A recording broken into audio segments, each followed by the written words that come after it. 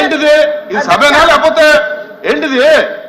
కూర్చోండి. గౌరవ deputy CM మాట్లాడుతుంటే అధ్యక్ష, హజ్ యాత్ర అంటే ప్రతి ఒక్క ముస్లిం మైనార్టీలు కూడా అధ్యక్ష ప్రతి ఒక్కరూ జీవితంలో ఒకసారి హజ్ చేయాలా అనేది అందరి కోరిక ఉంటుంది అధ్యక్ష. అదే విధంగా కాశీకి వెళ్ళాలన్నా కూడా, ఎక్కడ పాశ్చాత్య దేశాలకు వెళ్ళాలంటే కూడా అందరి కోరిక ఉంటుంది అధ్యక్ష.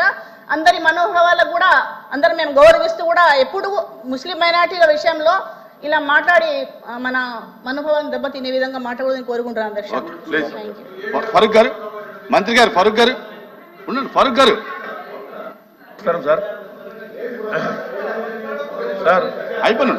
మినిస్టర్ గారు, అవును మినిస్టర్ గారు, మినిస్టర్ గారు మాట్లాడండి. ఫరూక్ గారు సరే చెప్తాను సార్. చెప్పండి చెప్పండి చెప్పండి సార్. చెప్పండి. ఇప్పుడు రికార్డ్స్ చూడండి సార్. అది అన్పార్లమెంటరీ తీసేయండి. అన్పార్లమెంటరీ ఏదైనా ఉంటే I'm sorry to say sir, తీసేయండి. అన్పార్లమెంటరీ తీసేయండి సార్. అది తప్పేం లేదు sir. Nothing wrong sir. Nothing wrong sir. Record చూడండి సార్. రికార్డ్ చూడండి. రికార్డ్ చూసేయండి సార్. అన్పార్లమెంటరీ తీసేయండి సార్. ఓకే. బ్లేమ్ చేయడం మంచిది కాదు సార్.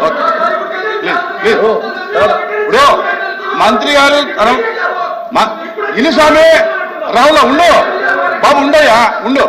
మంత్రి గారు తన మాటల్ని ఉపసంహరించుకున్నానని చెప్పారు. రికార్డులను తీసేస్తాం. ఎల్ఓపి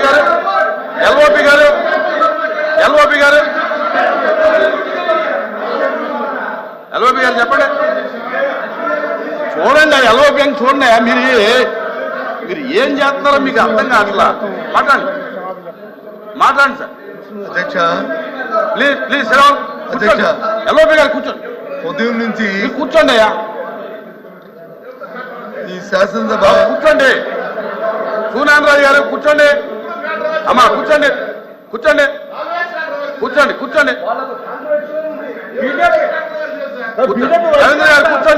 రవీంద్ర గారు కూర్చోండి.